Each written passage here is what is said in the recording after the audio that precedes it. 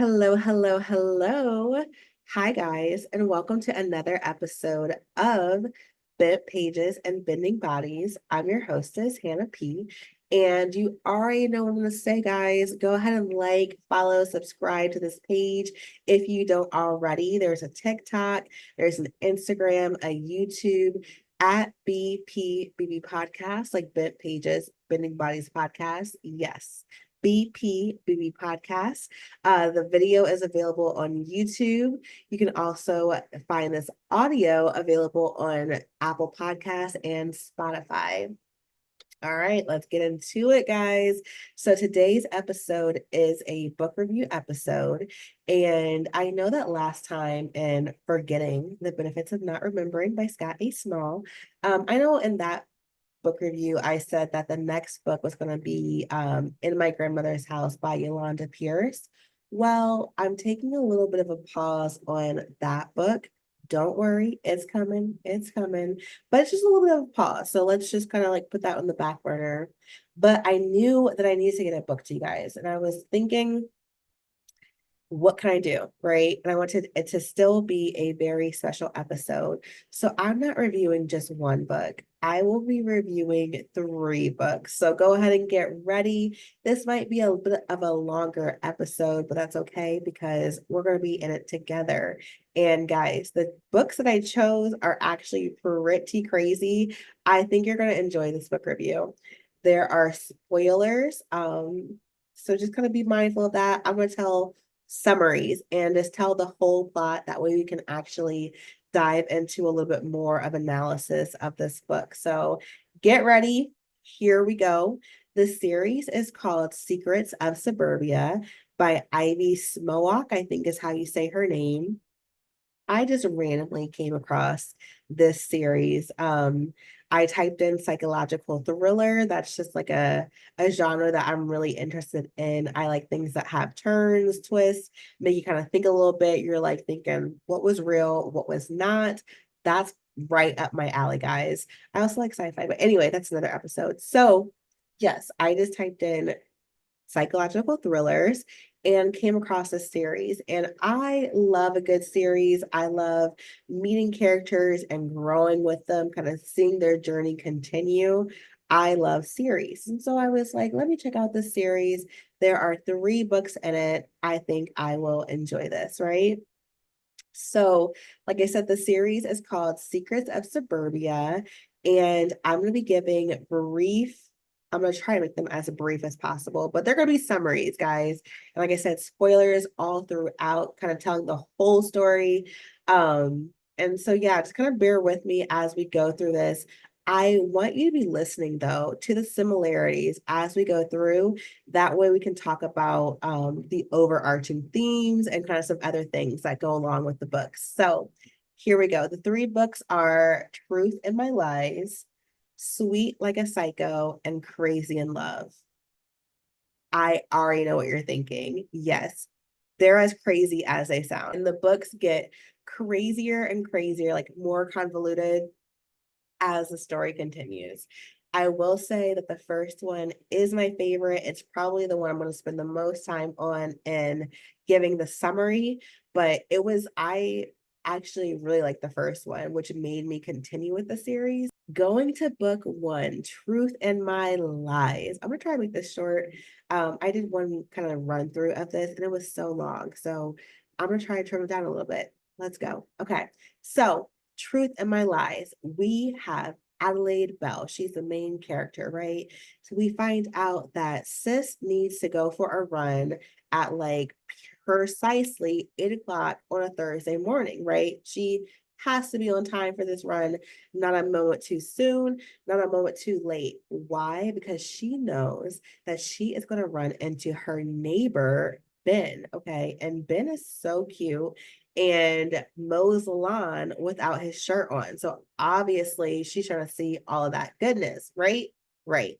So she's running, Ben and her, they usually lock eye contact during this. She gets to pass Ben two times on her run because, forward and then when she returns. So anyway, on this particular day, she's running. She's eyeing this man so hard. She doesn't see that there's a whole pile of bag of leaves or something in front of her, and she falls, right? And she's like, ah, my ankle is twisted. Oh my gosh. She's in so much pain, but she's trying to hide it. She's trying to like hobble away. Ben, the savior that he is, comes running over. Excuse me, ma'am. Can I help you out? Come back to my place and let me take care of you, right? And she's like fighting, against her better judgment. She doesn't want people to see her out with this guy, this hot guy who is not in a shirt right now. But eventually she's like, okay, I need some help, right? So she goes back to his plate. It's all innocent for now, and he helps ice her ankle, right? Because it's actually sprained because of tripping over the bag. So anyway, so she's like, man, this guy is so cute. They're talking, they're vibing. She's like, I like this guy, but oops, I need to be home by a certain time, right? That time is coming up. She's ready to hobble back to her house. And he's like, no, let me just take you. If you don't have anybody to drive you, I will take you back to your house. Right. So eventually she agrees. So she gets back to her house. She's trying to make things like seem normal. We come to find out that she is married and she needs to be home in time for her husband to be there. Right. So you're like, oh, okay. So, you can kind of already sense there's probably going to be an affair happening, right? Right. So we learn more about Adelaide and her life. She stays at home all the time. Her husband is only home like for a weekend at a time, or like 2 to 3 days, like no more than 3 days at a time. And then he's back on the road, right? She does not really love her husband anymore. They have a really bad relationship. And then, bum, ba, bum, we find out that she is a victim of domestic violence. So obviously, we don't like that situation for her, right? Right. So she ends up like running into Ben more and more in town. They have like a homeowners meeting or something like that. And he happens to be there. He sits next to her. They're just like finding each other in each other's spaces more often, right? And she's like, I like this guy. In fact, you know what? I might love him. I'm like, girl, y'all have had all of like 4 conversations, not even, but you love this man. Okay. Listen, I don't move that fast. Maybe I'm approved, whatever. But I was a little confused by as to why she was moving that quickly and saying that she's in love with this guy that she doesn't even know. Like, yes, he's hot and you see him on your runs, but like, girl, you don't know that you love him. You're in lust with him right now. But anyway, so we continue. So she's thinking that she's in love with this guy and they're vibing still, and then obviously, like I said, a little affair starts to develop between the two, and they're feeling each other. I love you, you love me, all that kind of stuff, right? I'm like, this is kind of crazy. But anyway, so then Adelaide admits to Ben and she's like, look, my husband beats me. And he's like, not my girl. You're not gonna put hands on my girl. Let me do something about it. She's like, well, you don't understand. My husband is dangerous. Like my husband could have you killed. And I'm not trying to have that happen. Like I love you, right? So yeah, I don't know what to do about my husband. So Ben gets the idea, which I think is weird, but he's like, let's set up cameras in your house. And that way we can get your husband beating you on camera. And then we have the evidence we need to take it to, the police and they can't deny and they can put him in prison. And yeah, and then you'll be safe. And then you and I can run away together because I love you, girl. And we're going to be like a thing, right? And she's like, okay, this is a good plan. I like it. Cool, cool. So they set up the cameras in the house. And he's like, we're going to put it in places where he typically beats you, right? And I'm like, what? Like, I don't know. This whole thing is like rubbing me personally the wrong way. You just met this guy, but you're okay with him putting cameras in your house, watching you in multiple areas in your house. But okay. And you're a victim of domestic violence, but you're okay with somebody watching you. Okay. I don't know, but sure. Let the stranger set up cameras in your house to see where you get beat the most, right? Right. So her husband gets home and after the cameras are installed, obviously, and she tries to like egg him on a little bit, and he starts boom, boom, boom, beating her, right? And she's like, yes. But she looks over. This is not the area where she set up the camera. She's like, shoot, this is not evidence, right? I'm getting beat for nothing, basically. And so then she tries to go to an area where there is a camera, but she's like blocking it or something. Yeah, so it's just like real weird. Like she can't get this guy on camera beating her. It's a little relationship, a little fling ship between Ben and Adelaide is developing. So one time, Ben is over at Adelaide's house and she's like, oh, I need to hide you real quick because a neighbor is coming through. I don't want them to see that you're here because I have a whole husband and I don't need rumors, right? So she hides him in her basement, but she's like, don't look. I got stuff in my basement, but don't look, right? Close your eyes. Well, if I heard that too, I'm clearly gonna look and open my eyes as to what you have in your basement, right? Because why are you telling me to close my eyes? I'm gonna look. So obviously Ben looks in the basement. He sees all these files, right? He's like curious. But anyway, so then fast forward, Adelaide is now over at Ben's house, right? And she's like, well, he snooped through my house. Let me snoop through his, right? So she's snooping everywhere. This guy is squeaky clean. Nothing bad about him. She's like, I can't be the only one with secrets. I'm like, girl, you have secrets? Huh? What? We'll find out more. So she's snooping all around, and the only thing that she cannot get into is his basement. And that's literally driving her so crazy, like abnormally crazy. Like, girl, it's his basement. Like, let him have some privacy. Like, why are you going through all this stuff anyway? But she's like, I cannot get into this man's basement. And she's like obsessing over it. Like, it's like literally eating at her. Like, when you hear her mental monologue of what's going on through this process, I was very, very confused, a little concerned, but going with the story. So she ends up taking a hairpin and trying to pick the lock. Well, the hairpin breaks. She's trying to grab it out, trying to not show that she's been picking this lock. And then Ben is coming home through all of this. And so she's trying to get it out. She gets it out, she hides the bobby pin underneath the door, but she didn't get into the door, right? So fast forward again, guys, I'm trying to make this as quick as possible, I promise. But this one was good, okay? So I have to kind of give more little nitty-gritty details about what was going on. So fast forward, right? We find out, she told Ben, my husband's beating me. They have the cameras in the house, all that.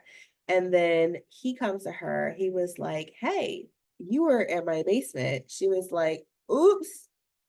Yeah, I was. Sorry, like trying to play along, right? He was like, wow, I just found the hairpin. I would have thought that you would be mad at me. And she's like, try to play along. Like she knows. She's like, oh, I was mad at you, but now I am not, but I was mad at you for hiding this secret from me, whatever it is.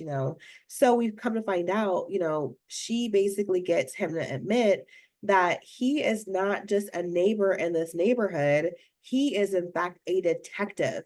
And he is Detective Ben Harlow. And Ben Harlow is there in this neighborhood to find this serial killer. There's a serial killer out there who has been murdering people. I think there's like 17 individuals. It was like 17 or 27. I just feel like 17 sounds not better, but I hope it's less. I hope it's less. But anyway, and I know it ends with a 7.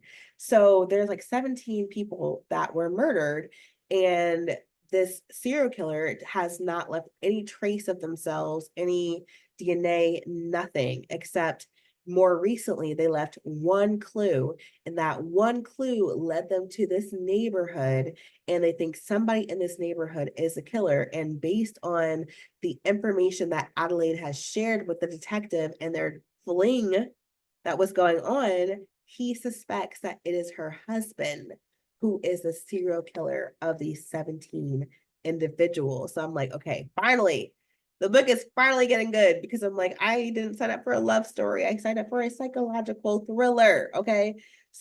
we find out that potentially the husband is a suspect, right?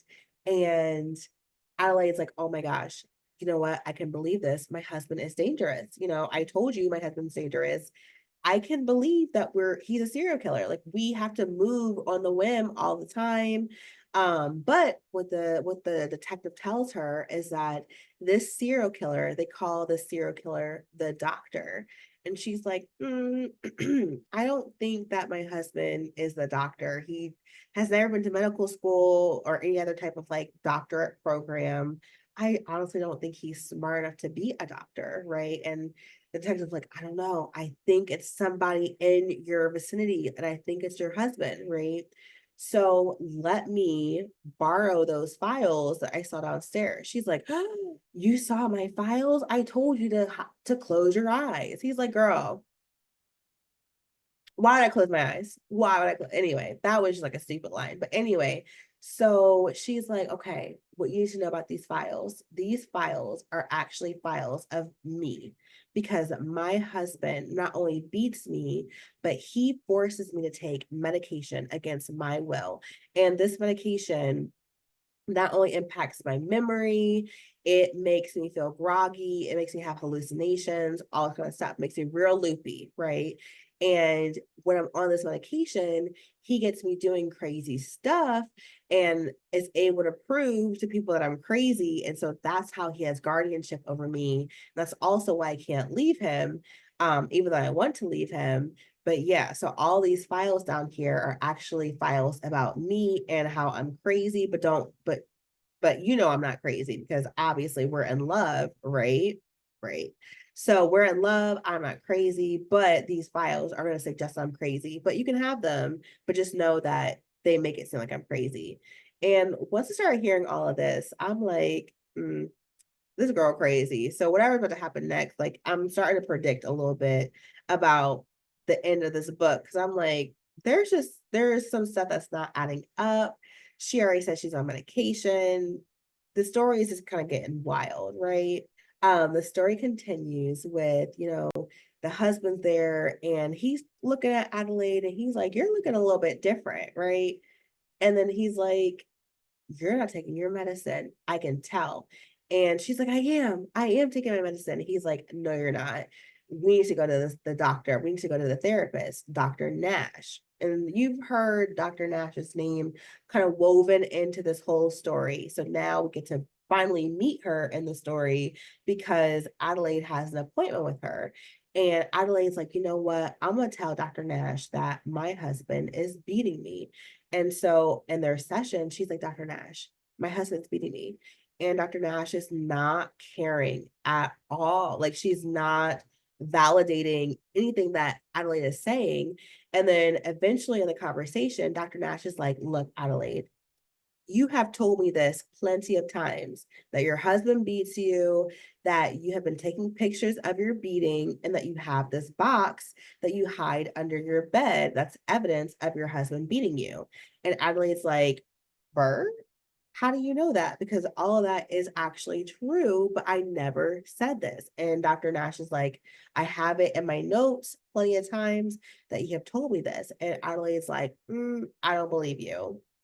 So now, the audience, we're starting to question Adelaide's mental health because what's going on, girl? You're on these medications, your memory's affected, you're telling this psychologist stuff that you've already told her, but you don't remember. It's not sounding too good for you, Miss Adelaide Bell. So anyway, so Adelaide is on a mission to go find this box that she has been talking to Dr. Nash about, right? She can't find the box, but she does find a safe downstairs in her basement. And she's like, oh, this is my husband's safe. I bet the box is in there, right? That's where I was thinking the box was. So again, fast forward, fast forward. Detective Ben is going further and further in his research.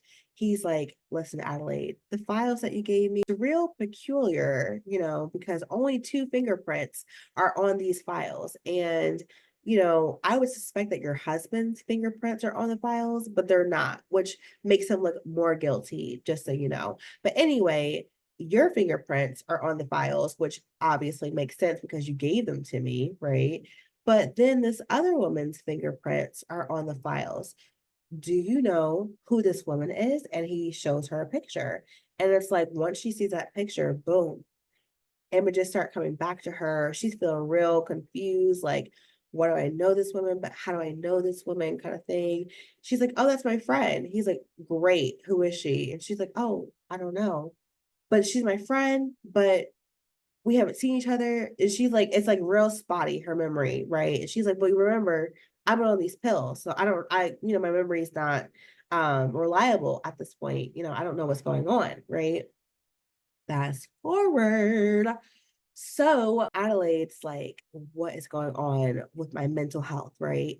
She needs to get into this safe to figure out what is going on with her husband, what's going on with Dr. Nash. That way, her and Ben can figure out a plan to get her husband in prison. Ben's trying to get her husband in prison because clearly he is the serial killer that's been going around pretending to be this doctor, right? Eventually, Adelaide gets into the safe and she's like, oh, there's a note in here. That's it. Not my box with all the evidence, but just a note. The note is from Dr. Nash, and the note's like, hey girl, if you found this, you are off your medicine and you need to be back on your medicine, because if you stay off your medicine and keep going down this search, you're gonna find something that you don't want to find. And once that happened, I was like, oh, I know what's about to happen. But anyway, so you're gonna find something that you're gonna regret. Go back on your medicine. Don't keep searching. So she's like, I don't believe Dr. Nash, da, da, da, right? Well, again, fast forward. Adelaide is on the search for this box that she knows that has the evidence of her husband inflicting injuries on her, right? And she's like, you know what? There's something that's making her think that it's in the woods. She does not want to go to the woods. She hates the woods. She's very scared. And the only person who would know that she's scared of the woods is Dr. Nash. And Dr. Nash just wrote her this note saying, go back on your medicine and don't keep searching. So wouldn't a safe bet for this box to be in the woods where Dr. Nash like knows that she's afraid of, right? That's her thought process. So she's in the woods, she starts seeing things that kind of lead her to this spot, right? She finds the box. She's so happy. She's looking. The first picture is her with like a bruise. She's like, I knew this box proved that I've been abused, right? But then she starts going through some other pictures, and it's not exactly what we suspected, guys. The other pictures are of women and men, and she's like, why do I know these individuals? Who are these? Like, what's going on, right? And then she sees more pictures of her with bruises, but her memory started to come back to her. Guys, here's a spoiler. We find out that Adelaide Bell has multiple identities. And one of her identities is Dr. Nash. So, yes, if you guessed it, she is Dr. Nash, who has been prescribing herself medications to keep herself looped up. That way, she did not remember that she is, in fact, a serial killer. Yes, guys, Adelaide Bell, aka Dr. Nash, she is the doctor, the psychologist who who has patients, female patients who have also suffered domestic violence. And her being a person who has also suffered domestic violence, she can understand, she can relate to that, right? These men need to be punished. Punish them, she will. She kills the spouses, the husbands, the abusers of her patients, right? So her patient is a female, married, talks about her abuse and their sessions. She would go out and kill the husband and then come back to collect a little bit of the insurance money from the widow. Yeah, that was her thing. And she just like had a mental break and totally blocked it out and then started prescribing herself medication to keep it blocked out, right? So that's well, oh, and also by the way, her husband has been dead. Yeah, her husband was the first person that she murdered in this whole slew of men that she's killed.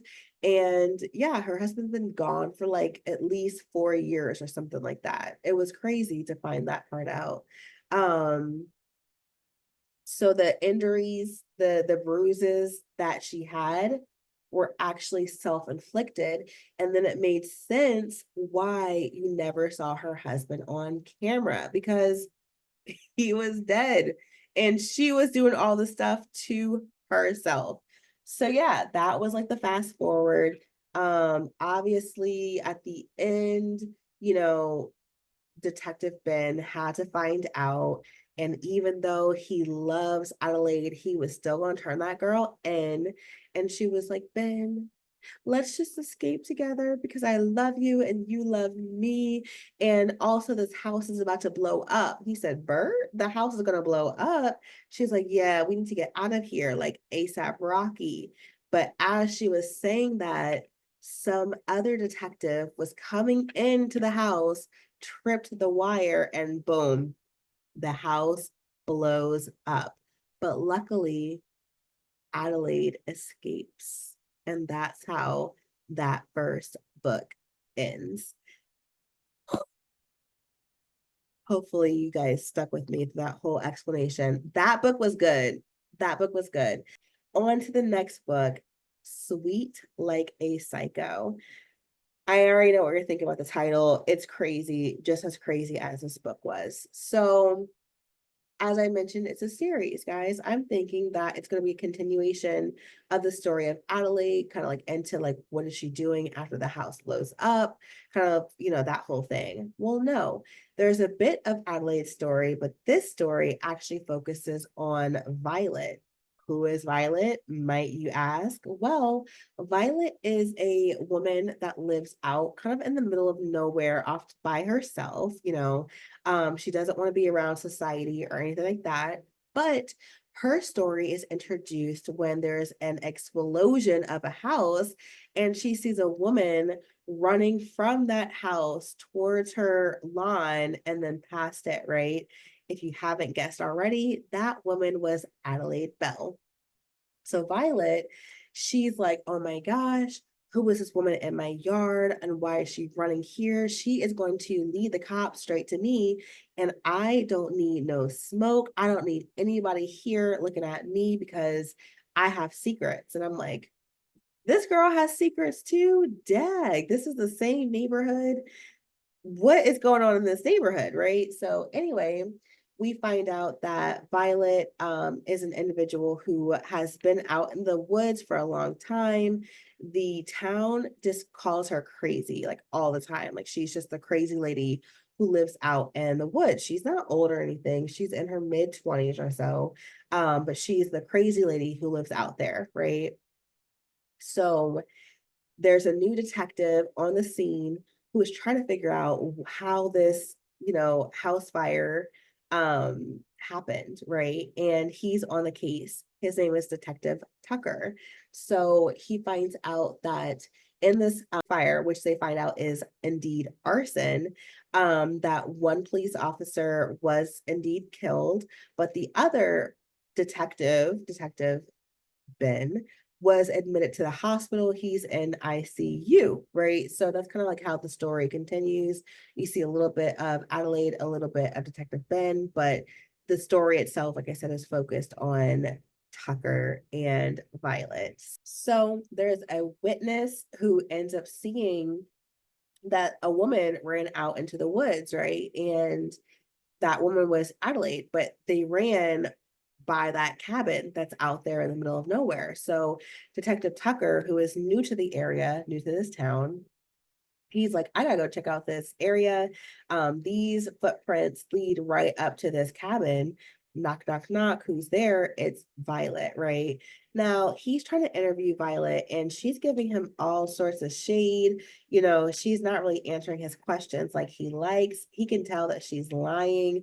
He's like, this woman is a suspect. And she's like trying not to be a suspect, trying to be as normal as possible, but also has something to hide. So she's acting very suspicious. So she's not doing a good job on her end. He's definitely suspecting her to be this person who committed arson to this house, right?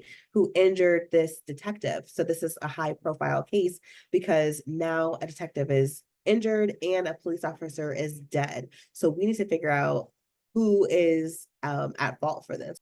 Fast forward, we end up finding out that Violet has a son, Zeke. And that's a little bit of why she's so protective and why she's really kind of lying while the police are there trying to be more evasive because she's like, look, I can't, there's nothing that can happen to me because I am the only person who is out there to protect Zeke and I need to be there for him. And so she's like in full survival mode. So you're kind of like, okay, cool, cool, cool, cool. Well, then you kind of start learning through her conversations with Zeke and some of the observations that Zeke says. Her mental health is it's a little out there, right? We heard from the town that she's this crazy woman who lives in the middle of nowhere. But then also certain things that Zeke says, like, hey, mommy, you're doing that thing again, or like, calm down, mommy. Or he just has to like really pull her out of her thoughts a lot. You can tell that her mental health is not 100%, right? So Detective Tucker goes out to interview her because clearly like a witness saw um the individual run past the cabins. The footprints are leading right to the cabins. He's thinking, hey, maybe I found who the arsonist is. And so he met Violet on that brief interview. They're kind of chatting. Like I said, she's being real evasive. And from that conversation, he's like, I kind of like this girl. And I'm like, are you freaking kidding me? What? Anyway, so let's get on to the story.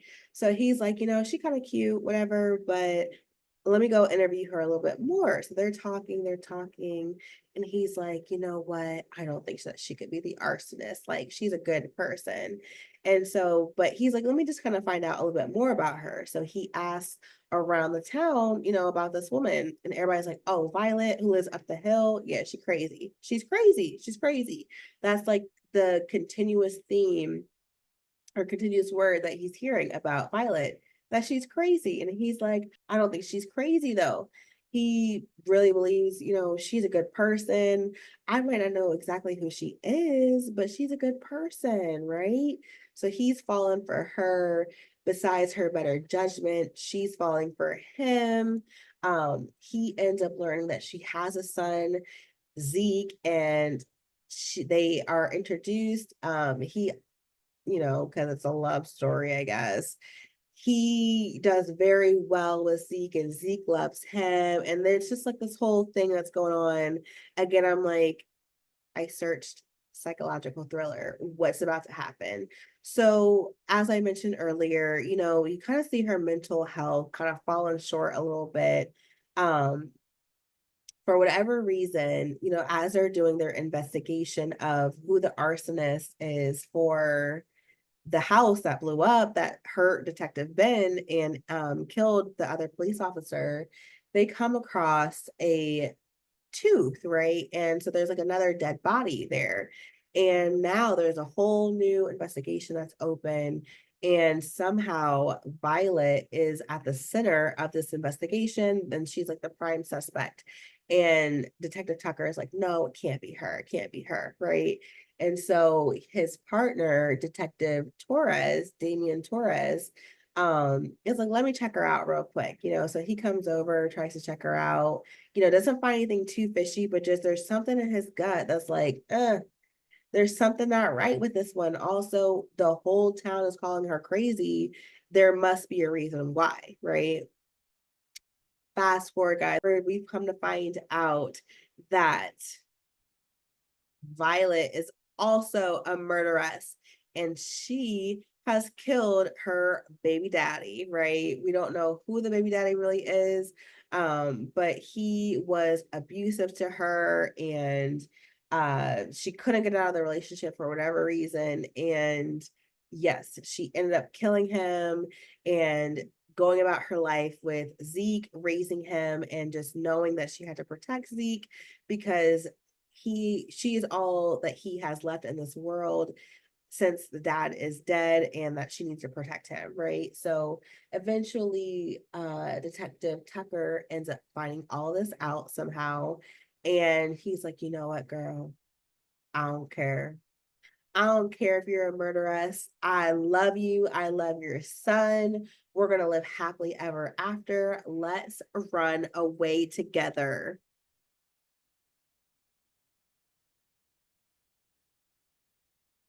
Guys, I was like, are you flipping kidding me? What is this book? Like, when you're too far into it and you're just like, I just gotta hear the end. I just need to hear how this whole thing ends because what did I enjoy these books? The first one, yes. The second one, no. No. The first one, even, I was waiting kind of towards the end. It was the end that actually really got good. That's the only reason why I'll say I actually enjoyed that book. But the next two, I was like, "Ah, Hannah, you've already invested into it. Just finish it out." But man, I just felt like it just kept getting more unrealistic as each story continued because who is giving up their career? I'm not to say who's giving up their career for love, because that's not the case, but like you don't even know this woman and you're ready to give up your whole career and hide away with the murderer and her son after you just met them on this investigation. Okay. If that, okay. Guys, when I say I'm listening to this book, like, what is going on? What is going on? Like, literally, what is going on? They ran off together. And yeah, that's how the second book ends. So I'm questioning what is in store? What's really in store for this third book? Well, I'm glad y'all asked too. We are on to the final book of this series. Okay.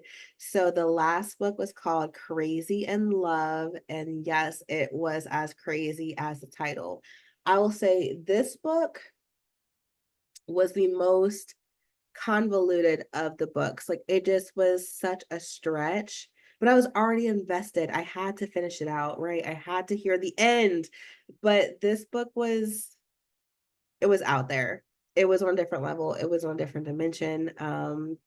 Ivy, I don't know what was going on in your brain during this, but it just seemed like it was a lot. It was a lot. Okay. What is crazy in love? Well, our main character in this book is Inslee, okay? And Inslee, honestly, like I said, guys, earlier, the book started to sound all the same to me. Um, but Inslee's story, so I hope I'm not getting this wrong, but Inslee's story, I forget how it exactly starts.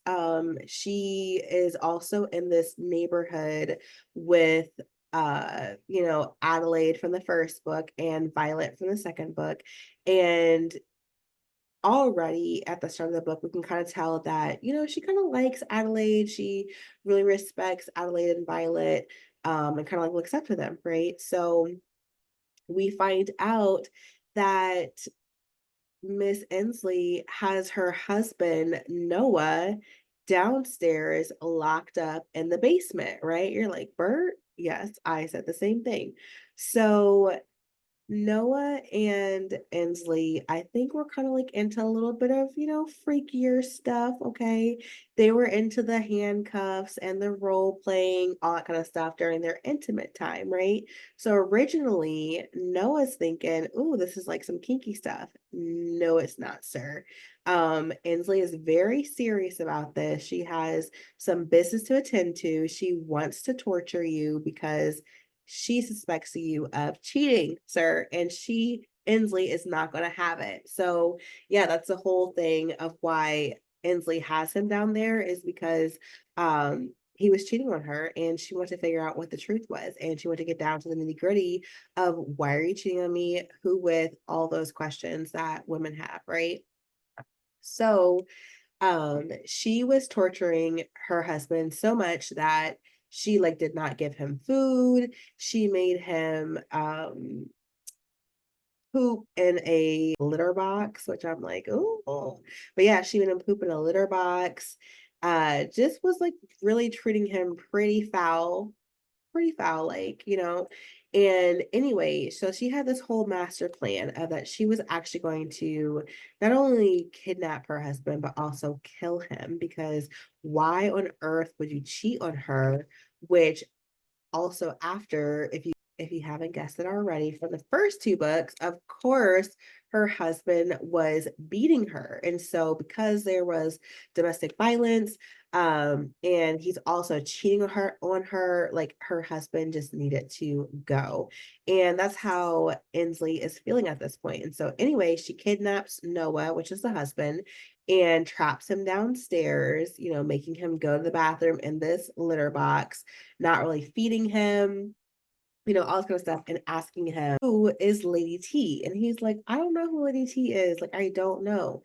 Well, come to find out, this man, Noah, might have a whole concussion that she did not realize because when she was dragging him down, because she drugged him, okay, she drugged him upstairs like with drugs, and then she drug him, like carried she drug him down the stairs. Well, while she was dragging him down there, he slipped from her hands and right, fell down the stairs, hit his head, boom, smack. And now he cannot remember anything. And she's like, "Well, great. What is the point of torturing you if you don't even remember why I'm torturing you?" Which, not to agree with a crazy person, but on that fact, I can respect it, right? What is the point of going through all of this if you don't even know why I'm mad at you to inflict this pain on you? But anyway, so she's keeping him down in her basement. But too little too late, she realized that he doesn't remember all this stuff. So he can't give her the answers that she needs, right? Which is not going according to her plan. According to her plan, she has already called the police to say that her husband is missing, right? So now there's a whole case open, and the case opened earlier than she anticipated. She had anticipated like, 2 or 3 days for her husband to be missing before they actually opened a case like typical. But for whatever reason, it was opened like the day of his absence, which was like within 24 hours of being absent. And so that kind of like sped up some of her plans, which she didn't anticipate. But then also now her husband doesn't remember why he cheated on her or who the woman is, and she can't get the answers that she needs. So that just like really messes up her whole plan and her timeline, right? Right. So she's, kind of torturing this man, not, doing like inflicting pain, but just I feel like it's cruel and unusual punishment to make me go in a litter box. That is cruel and unusual. So I consider that punishment, right? She is torturing this man, okay? And so they're going through that, and but mind you, the case has been opened of this disappearance of her husband. And so she's trying to juggle the two, right? And so the detective has been wanting to come inside her house, just like chat it up with her, talk to her a little bit. Well, she's being real weird about things and not allowing him to stop in. Well, obviously, that's because her husband is downstairs and not actually missing, and she doesn't want to be in trouble. So she, develops all these excuses for why he can't come in. Now the detective is like getting suspicious because why are you not letting me inside your residence after all this time when you say your husband is missing? Like, let me collect some clues, and she's kind of like impeding that. So he's getting kind of suspicious of her. Also, this detective, I don't know if I said this earlier, but this detective, he is Detective Torres, Detective Damian Torres, who in fact was the partner of Tucker. Tucker was the one who ran away with Violet in the last story. So Damian Torres is like, listen, I'm on my grind. I am not letting anybody slip past me. My partner, screwed me over basically. I'm not letting anybody who's not innocent go free. Right. So he's like, no games with me. But Inslee's like, I'm not too scared of him. I think I can handle him, right? She's, evaluating the cases of her former neighbors. And she's like, the problem is that they all had feelings for the detectives that were out after them. I'm not going to have feelings for the detective that's after me, right? So she's like, that's how I'm already smarter than these ladies, and I'm going to get away with murder just like them, but I'm going to be smarter about it, right? I'm going to kill my husband and be smart.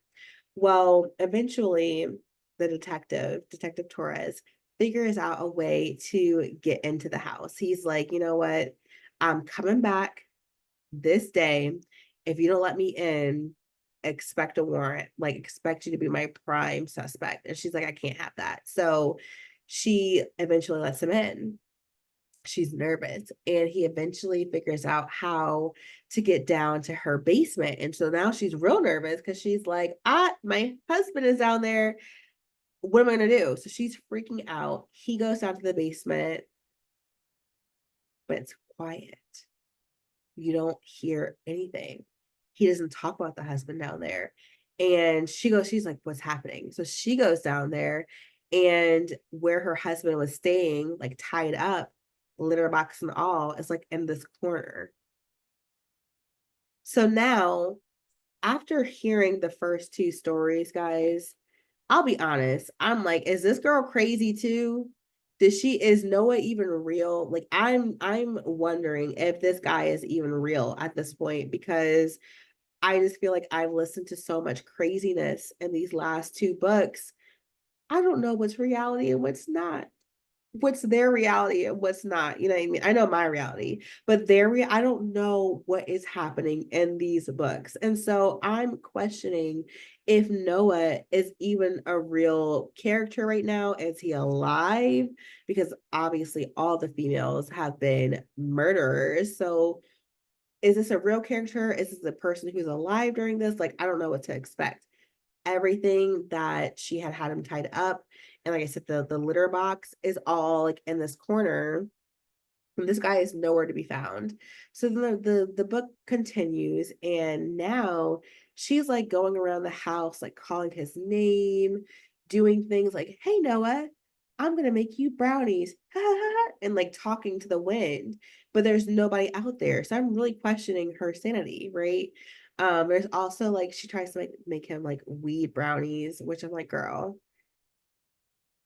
you can smell weed brownies. He's gonna know that they're spiked. But anyway, she was trying to drug him to get him back down to the basement to like hold him hostage. So it's a weird story, and it's just continuing and it's progressing. And guys, you're never gonna guess how the story ends, because like I'm a good guesser, and I just felt like I had no clue what was actually going on in this story. So let's just go ahead and fast forward. Here's a spoiler. So she has been looking for her husband, Noah, in this house, trying to get him to come out. Eventually, he comes out of nowhere, and she's like, there you are, Noah. why have you been hiding from me? It's not like I really tried to kill you. Ha ha ha ha ha, Um, he's like, babe, I know you're trying to kill me, but don't worry. I'm going to help you cover it up. At this time in the story, guys, I'm still wondering, is Noah a real person or not? Because there's no way that I could find out that somebody tried to kill me, like hatched a real plan to unalive me, but then said, but then I said, you know what? I forgive you and I'll help you cover up my attempted murder. There's no universe that happens. So I'm wondering, seriously, is Noah alive? Like, is this guy real? Well, come to find out, this story, I guys, guys, when I say I was over it, I was over it. Come to find out, okay, let me try to articulate this well.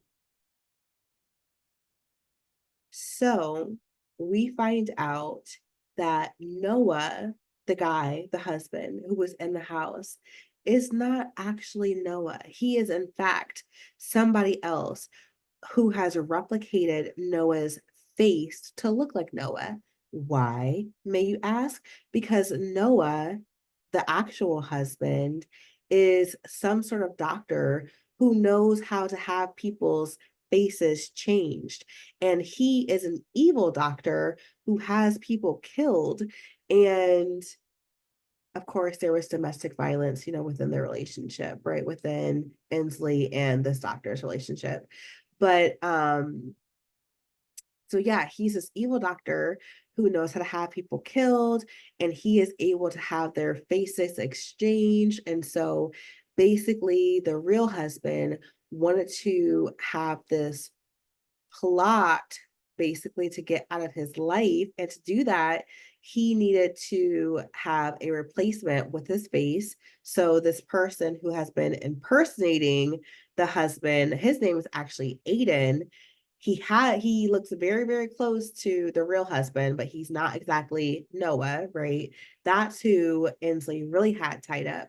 So the real Noah, the real husband, had Aiden, the replacement, take his face to look like the real Noah and to go be with his wife, right? Because Aiden, the replacement, the fake Noah, was supposed to have the real wife, who is Inslee, killed. And how this would not be figured out is that there was also a replacement wife who was the Lady T that I mentioned earlier. Are you confused? Because I am too. Okay, so we have two husbands, one that's real and one that's fake. We have the real Noah, and we have the fake Noah, who is Aiden. And then we have two wives who look identical. And there's the real Inslee and the fake Inslee, who is Lady T. Okay, we're straight on that. So for whatever reason, like I just mentioned, because of the doctor thing and because of this whole plot, people are able to look like other people. And yeah, okay, I'm lost at this point too. So anyway, so we have the original couples and we have the doppelgangers, right? So the real Inslee is starting to fall in love. This is what I'm saying. This is why I'm like, are you serious? Where is the end of this series? Because I'm not enjoying, okay? But anyway, the real Inslee is falling in love with the fake husband because the real husband is like a an abuser. He hits her, he beats her, right? And so, but the fake husband is nice and he's considerate and he knows what she, Inslee, needs, right? And the fake husband also is falling in love with Inslee because he sees what she had to go through from his boss, which is the real Noah, but he, the fake Noah, aka Aiden, like is in love with the real wife, right? So fast forward, Inslee then is like, you know what? What's crazy is that I thought I killed my husband. Hmm. And then she's like, but Oh, wait, I did kill my husband. I killed him on Monday, right? And you, fake husband, came to visit me on like a Thursday. And I just totally forgot that I killed my husband on Monday because you have the same face as him, right? And so the fake husband, Aiden, is like, oh, you killed your husband? Show me. And Inslee, the real wife, is like, yeah, okay, I'll show you. So they go to the shed, and in this storage container is the real Noah who has been chopped into pieces and fit in there from Inslee. And Inslee's like, yep, that was me. I totally forgot. Especially because you have his face. And when you came on Thursday, I just thought it was all a horrible dream. Like I thought I was just like crazy, but I'm not crazy. I am crazy, but I'm not crazy. Also, guys, she too is on medications because her husband prescribes it, right? So fake husband, Noah slash Aiden, he's like, okay, I love you. Let's figure out a plan to get you to safety and let's get out of this whole situation, right? So he's trying to like figure out a plan to get her out of this. And because the detective, Damien Torres, is starting to like really suspect Inslee as his prime suspect because things are like not adding up at this point, especially because at the time her husband, or AKA the fake husband, was alive. There's all this stuff going on. Okay, guys. Long story short, all this stuff going on. Things are adding up. The detective is getting closer to the case.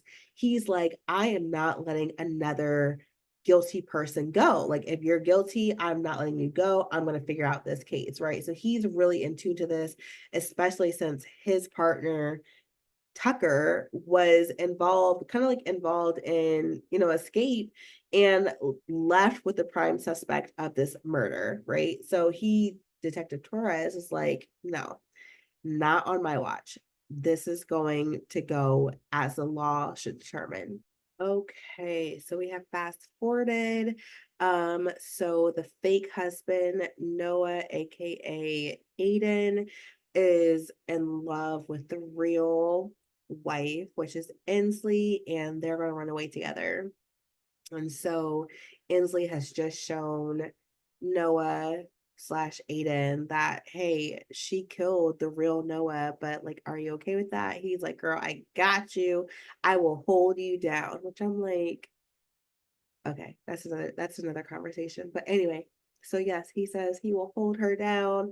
Um, and that they will get out of this whole mess, right? So Inslee is thinking back to her idols. Her idols, mind you, are Adelaide and Violet, the two murderesses who were able to successfully get away, right? And get away with murder. And she's like, I am trying to go down in history as one of these women from this town, right? So she's like, you know what? They all allowed love to like have a factor. And you know what? I'm not going to do that. That's not going to be my downfall. Okay. So she ends up setting up the fake Aiden, or the fake Noah, which is Aiden. She sets him up as he kidnapped and murdered her husband to be her husband, right? Like she set him up for that. And so the police get there, they arrest him, all kind of stuff. He's very confused because he's like, girl, I thought we had a plan. We were going to run away together. I was going to get you out of this, but why did you set me up? Like, why? Right? So he's very confused, but he's in police custody now. And so she ends up getting away. Well, then she is like, you know what? I'm not done yet. Let me track down this Lady T, this doppelganger who has my face, my replacement, right? So she ends up being able to track her down. She's asking different questions. The doppelganger is like, just you wait till Noah gets here. He's going to kill you, da, da, da, da, da, da, because apparently, like I said, I think I said this earlier, but yeah, there's a whole scheme for why this even happened was because Noah, the real Noah, wanted to kill the real Inslee and like run away together with the fake ones. I don't know. It was, like I said, a convoluted story. But yeah, so fake Inslee's like, girl, just you wait till real Noah gets here. He's gonna mess you up. And real Inslee's like, girl, guess what? I already messed him up. He's dead. And fake Inslee's like, what? And real Inslee's like, yeah, girl, he dead. And guess what? It was you who killed him. Why? Because you are me and I'm gonna let you be me now. So because real Inslee, had a change of heart, guys. Even though she framed fake Noah, aka Aiden, she framed him, she set him up, right? But she was like, you know what? That's my boo thing. Like, I love that man. Like, he was so much nicer to me than my husband, right? I love him. Why did I set him up? Let me get him out of custody. So she calls the detective up, Detective Damian Torres, and she's like, hey, detective, I would let you know that the man that you have in custody is not the murderer. Like, he's not my husband. And he's not a murderer. You know, my husband is actually dead in this container in this like, you know, shelter area, whatever, this shack area. And guess who the murderer is? It's me. And the detective was like, wait, what? And she's like, yeah, I'm the murderer. Come find me, basically, like giving him a challenge, you know, and because she already knows his work ethic, because he's like, I'm not letting nobody go, you know, I'm going to find out all the information and get the guilty parties because his career is on the line. So anyway, so she calls the detective, like I said, and she's basically like, you know, the body of my husband is in such and such location, and yes, I am the murderess. Come and find me. And so the detective was like, okay, bet. And so she ends up hanging up the phone, and then what does she do?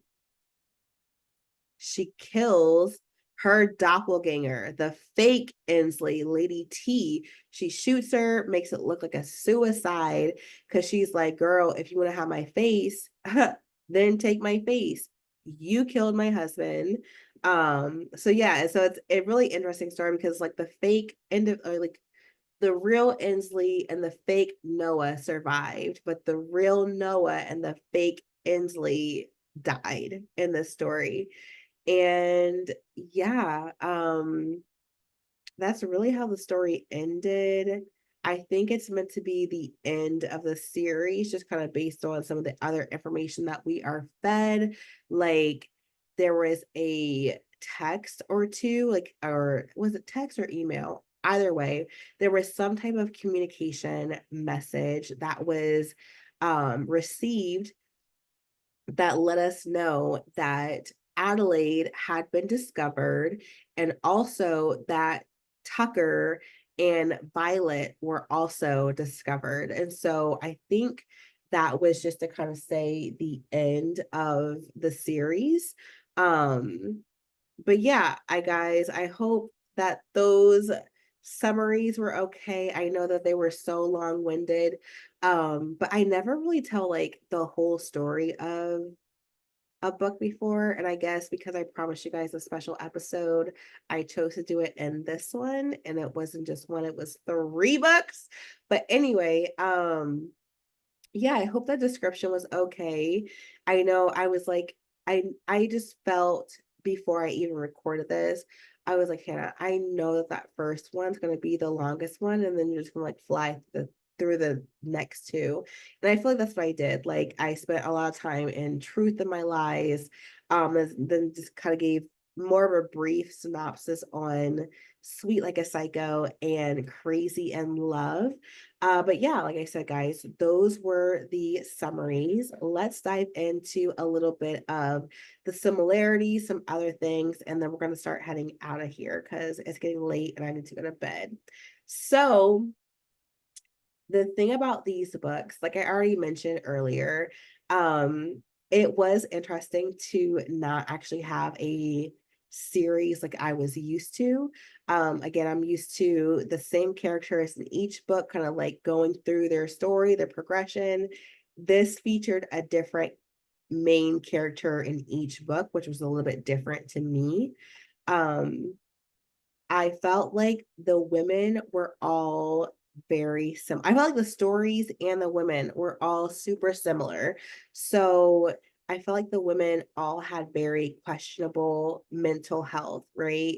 They were all either on some type of prescription medication, which altered their mental state, or I don't think I mentioned this, but in the second book, with Violet, she had OCD.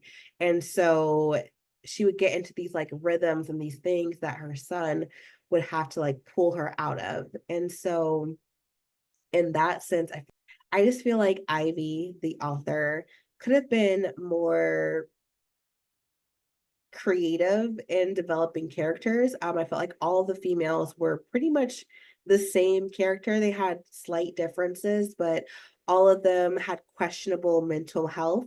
Most of them were on some type of medication, which affected their mental health or their perception of reality. All of the women had been abused. And so I'm like, Ivy girl, why are all these women suffering from domestic violence? Why does that have to be present in each story?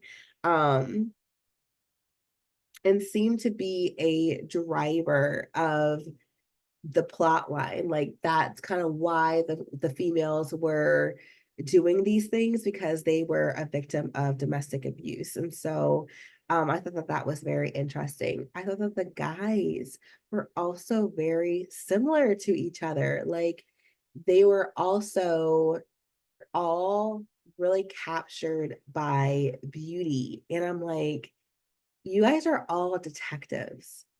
You're going to come across beautiful people, right? Like, that's just the nature of the job. If you interact with people, you're going to come across beautiful people. You're going to come across attractive people, but you still have to do your job and you still have to do it to the fullest. And I just felt like each of the male characters, like they were just so struck by the person's beauty that they did not see all of the red flags that were all around them until it was too late, you know?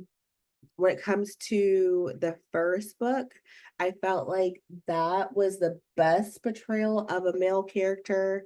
Ben was he was a detective that we didn't know about yet. He was really diligent in his hunt for finding serial killer. Yes, he fell in love with the prime suspect, but when the time came, he was ready to turn Adelaide in. And so he had his gun out to her. Like he was on no funny business. He was ready to turn her in when he actually realized that she was the serial killer. So for that, I will respect Ben. When it comes to Tucker in the second book, I don't think I respect you because you are new to this town. Everybody's saying that somebody is crazy. And like, I get you not wanting to, I get you giving somebody the benefit of the doubt, right? I understand you not listening to everybody else's opinion or advice on said particular person, especially when you had a different interaction with her. However, you're willing to look past murder, which will ruin your career. You're ready to go on the run for somebody that you just met. Huh? Like guys are supposed to be the logical ones, right? Like I'm not saying ladies, we cannot be logical, but we have a little bit more emotion. We feel with our hearts, right? I'm not saying that guys don't, but I'm just saying as a man, I guess I just cannot see a man giving up his whole career to be on the run with someone who murdered their baby daddy. I don't see it. I don't see it happening. And so it seemed like a far stretch for that. Like, I don't know, that like Detective Tucker was, I don't feel like he was it. the man in the third book was Detective Torres. I feel like he was a little bit more realistic. I think that him and Inslee were starting to catch a little feels a little bit, but then he nipped it in the bud and he was like, nope, I'm going to discover the truth about what is happening. And so I feel like I feel like Detective Torres is probably the best male out of all of this, just because he did not let emotion or love, quote unquote, really affect his job, his duty. He was like just down to like what his like he stood on business basically.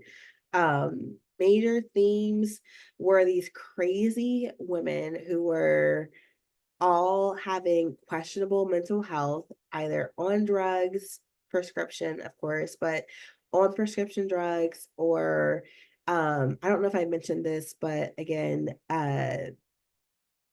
Violet had OCD, so she also had some like compulsive, weird quirks going on. Um, and then yeah, Inslee was just freaking crazy because she wanted to be like these other murderesses. All the women, pretty much suffered some type of domestic violence, which I thought was interesting and also kind of a cop out for their behaviors. Like, yes, domestic violence is bad, right? Like, I'm not excusing domestic violence at all. I don't know. I guess I just feel like also for being women who suffered through domestic violence, like they just seemed a little bit too soft, a little bit too agreeable to love. For me, like I guess when I picture someone who has been sexually assaulted, like they're more distant because they've been hurt, right? And so they don't want to like allow people into their lives. And I felt like these women were so quick to fall in love. I was very confused. I'm like, what if this guy is also somebody who's going to beat you and hurt you? I don't know. I just felt very confused by the dynamics and how quickly emotions were portrayed throughout all of these stories. Um, as mentioned, all of the women are some type of killer, some type of murderer. I don't know. I just felt like the first book was really good. I felt like that had the most twists and turns. And then I felt like the second book was okay, but far fetched. The third book, I just felt like was ridiculous. Like, I just felt like it was ridiculous. Somebody really has my face out there, and I killed, like, it just felt like I said, guys, I was waiting. I was reading this and I was like, where is the end? I want to hear the rest because I am already invested. I've already started it. Let's finish it out. But also, where is the freaking end? Because this is just absolutely ridiculous. It's ridiculous. What? So, there's really not much more to analyze with these books. I hope you enjoyed the summaries. I enjoyed telling the summaries of the books. And I really don't feel like I missed out on too many big moments. If this sounds interesting to you guys, go back and, listen, read, share with me how you feel, the moments that you thought, if there's anything I forgot in the summaries. But I think that we're good with the summaries. I don't really feel like there was a big takeaway point. I mean, it's a fiction book. These are fiction books, but that first one, like I said, I felt like was the best. The second book just felt just more out there, and the third book was just ridiculous in terms of, what was featured. Um, I felt like the author, in terms of her writing, Ivy, get creative, girl. Like, why are all your female characters literally the same? Why are all the plot lines blending together in my head? Because they all seemed not like I mean, they were different, of course, they were different, but they just all had like the same type of feel to them, right? This helpless woman who is being abused, who is also on rocky ground with her mental state, who finds this man who went like give me a break. Like, what? And then all of these people are somehow related in the story because they're all from the same neighborhood. What is in the water in this neighborhood that's making these housewives go crazy? Like, why are three ladies in this same neighborhood all serial killers? What are the odds of that? And just overall, why? Why do they all share domestic violence abuse? Another thing that most of them shared was a miscarriage, right? And losing a baby. Like two out of the three women, I think, experienced that. Um, I don't know. I just felt like in some ways there was too much creativity when it came to the plot. And in other ways, when it came to the characters, not enough creativity. Like just felt, didn't I just hear this? Didn't I just listen to the same story? That's what I felt like going through these books. Um, so recommendations. Who would I recommend this book to? Um, Not really many people, honestly. I guess if you like psychological thrillers, I don't think I would really classify this as, I think it was suspenseful. I think that there were some things that kind of could classify as a psychological thriller that had some twists and turns. But I felt like it was more like a romance story. Like I was like not very interested in most of the beginnings of each story because it was all lovey-dovey. And I'm here to do a psychological thriller. I want my mind to be blown, but like in a good way, not like this is so far-fetched. I would have never thought of this type of way. You know what I'm saying, guys?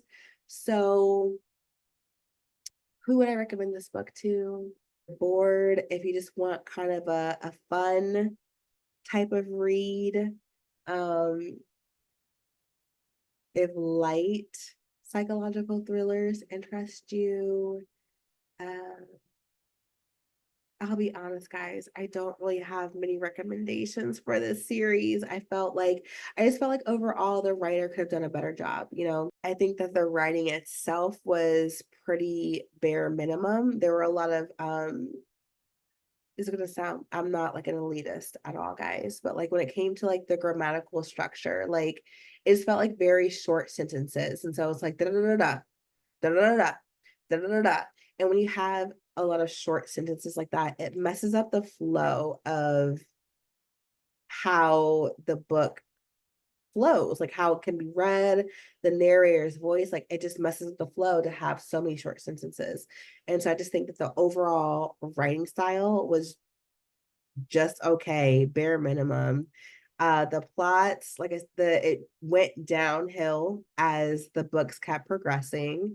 Um, change up the characters, lady. Like change up the characters. Give us some surprises. I felt like once I guessed kind of what was happening, especially in the first two books, that third one, I feel like I would never have guessed, but also I'm not going to guess because it's so out there. You know what I mean? But the first time I just felt like I could guess what was going to happen. And I was like, boom, there it is. It happened. So it just felt predictable. I felt like I could give a review on these books because I didn't feel like many people were actually going to go out and seek them. And I just mostly wanted to give the explanations, the summaries about how crazy indeed these books are. So let's go ahead and get into the stars, right? So for the first book, Truth and My Lies, I give that book a 4 out of 5 stars because I actually really liked it. I thought that it kept you on your toes for most of the book. You really didn't find out until the very end, like within the last hour, which is like the last like 2 chapters. You don't find out until the end, like what actually is going on, who she is, kind of, and then her getaway plan, right? So I really, really like the first book. The second book, I will give that a 3 out of 5 stars. Like it was okay. She I don't know. It was okay. I just didn't feel like it was that believable in terms of, a new sheriff to a new town, or sorry, a new sheriff to an old town, giving up his whole career to go on the run for a woman in her 6 to 7 to 10-year old, however old the kid is, to take care of them. Maybe I'm thinking about today's men, but I just don't think I don't see that happening, right? So I don't know, 3 out of 10 for that for believability, but the plot was a little bit better, right? And then the last book, which was Crazy in Love, with her kidnapping her husband and the doppelgangers, 2 out of 5, because I was like, what's actually going on? And like real, I don't know, it felt too far out there. It felt like this is ridiculous. This is actually ridiculous. Someone You threaten someone to take over your face slash your facial features because they were in debt, and you had one made of yourself but also one, like, it's just so far-fetched that I was like, girl, Ivy, did you expect us to believe this? Like, did you expect this to be a real story? Or are we supposed to live just in fantasy land and just imagine all this stuff? Like, I understand that when it comes to books, even if they are fiction, there's an imagination aspect to it. But like when a book is more realistic, like you can see it happening even though it's fake, right?